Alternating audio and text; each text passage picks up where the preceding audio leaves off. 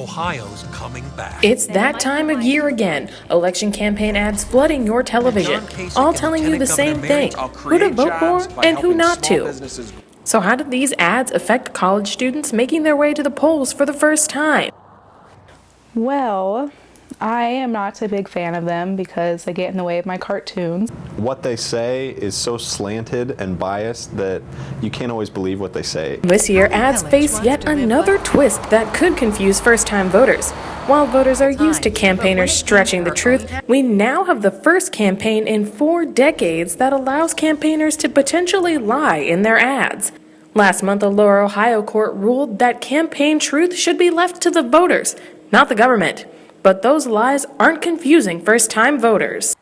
I don't really let campaign commercials sway me. I'd rather look at debates or do actual research. As students are mailing out their absentee ballots and lining up their polling places, the real question that campaigners are all going to be asking is, did all of these ad campaigns really work?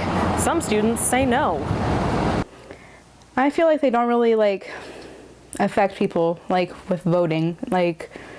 You're already going to vote a certain way based on the research that you do. You're not really going to vote because of one ad that you see. Opinions and research figured out, students are still skipping over campaign ads. They're just a lot of the time talking about issues that you either don't care about, that won't necessarily affect you, or that may just be presented in a way that isn't actually what the issue's about at all. However, the money politicians are spending isn't totally going to waste on students.